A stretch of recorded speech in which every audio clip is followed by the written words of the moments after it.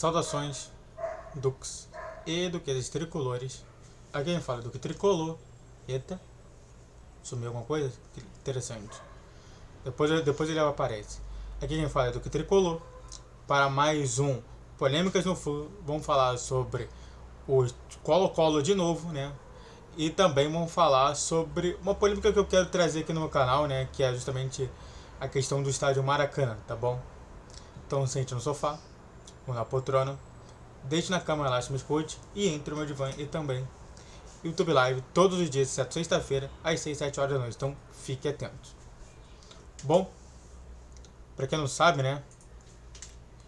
O Colo-Colo tinha um estádio barrado. Vamos recapitular tudo isso. O Colo-Colo estava com problemas justamente por conta do gramado, que o gramado estava muito ruim. E teve uma resolução legal para o Colo-Colo. O Colo-Colo terá estádio para a estreia da Libertadores. Tendência é manter a liberação contra o Fluminense. Comembol aprovou o Monumental Davi Arellano para o duelo contra o Cerro no próximo dia 3. Vetos seguem para os dois próximos jogos, mas a tendência é que a liberação se estenda. Marcelo Neves. Após a eleição de uma vistoria na manhã dessa segunda-feira,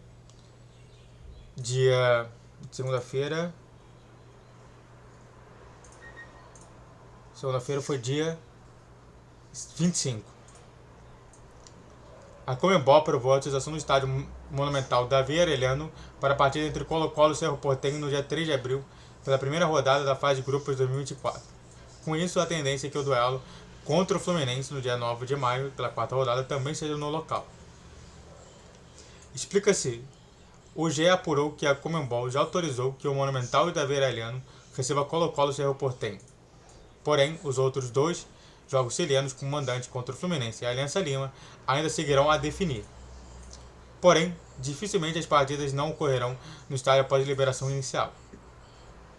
O Monumental Davi Arellano estava vetado pela Comembol, e aí a gente devolve, né?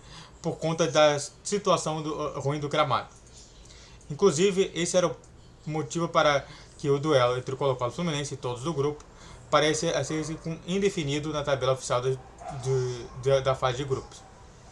A vitória da Comembol foi feita pelo emissário argentino Ángel Sábio, ao lado do gerente do Colo-Colo Daniel Moron e Alejandro Paul.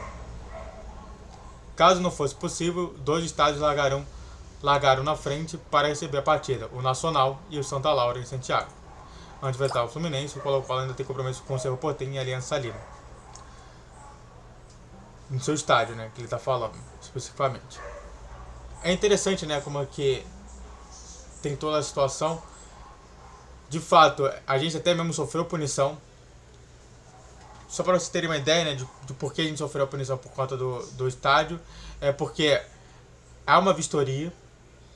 A vistoria é um tempo atrás, tem um tempinho atrás. A vistoria aconteceu, mas o gramado ficou ruim e aí o clube é multado. Porque, pô, na vistoria o gramado tava bom, depois da vistoria o gramado tava ruim. É multa nisso tudo.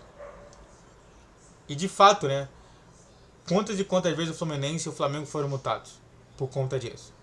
Por conta do excesso de jogos de 3 times. Hoje em dia, a questão do gramado é muito importante.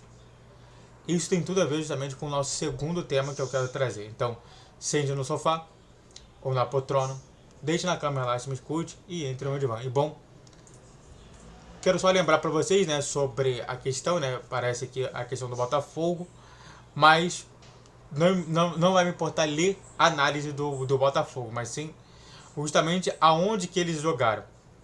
Para quem não sabe, né, o Botafogo enfrentou o Boa Vista pela final da Copa Rio, que é uma Copa somente entre os 5º e 8º lugares. Porém, uma coisa é interessante.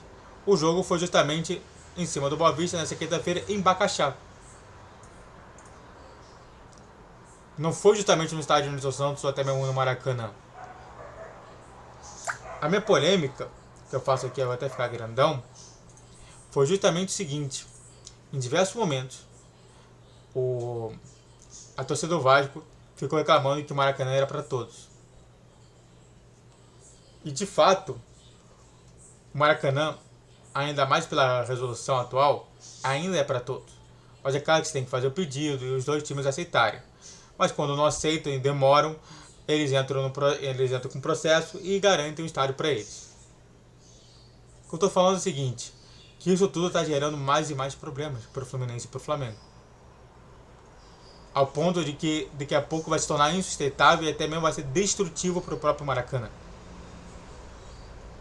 Eu queria lembrar também para vocês a fórmula como que está sendo justamente essa inscrição para ter a licitação total do Maracanã. Não ter mais justamente de permissionário. E mesmo assim, a cláusula de permissionária ainda continua. Que é justamente que todos os times podem jogar lá. Naquela época eu falei que na minha concepção o Fluminense tinha que sair fora disso. Porque, sinceramente, eu não vejo ganho nenhum. Na minha concepção também, se o Fluminense quiser realmente estar justamente forte e poderoso, ele deveria justamente entrar junto com o Flamengo e fazer um novo estádio. O Maracanã já não comporta justamente o que é o clássico Fla-Flu. Deixa o Maracanã lá para ser destruído pelo Vasco. Que ele vai ser destruído pelo Vasco.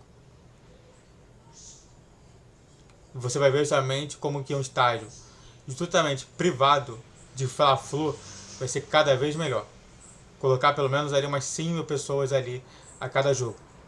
Diversas vezes a gente ficou sem ingresso, diversas vezes eu vi gente pedindo ingresso para jogos importantes do Fluminense e que poderiam ser ajudados. O que eu estou falando aqui é para você tentar em duas coisas, em duas frentes. A primeira frente é justamente sobre a frente de eu não posso usar o Maracanã, Vasco. Aí perde pro Nova Iguaçu, passa o primeiro jogo, como se fosse mandante, e no segundo jogo, que era visitante, mas se tornou mandante pelo número de torcedores, mesmo assim perdeu de 1-0 e foi desclassificado do campeonato. Com todos os problemas que tem o Maracanã, com todos os problemas do gramado, a gente ainda vai sofrer bastante por conta de 2 jogos que vai acontecer lá, que é contra Flamengo e Nova Iguaçu. Eu só queria lembrar também para vocês que a questão justamente do Flamengo e Nova Iguaçu, o Fluminense lá no passado também jogou contra o Volta Redonda em Volta Redonda e não reclamou. Eu também queria pontuar aqui sobre essa situação. Tudo tem a ver justamente com a questão do gramado. Querem destruir? Destrua o Maracanã então. Acabe com o Maracanã.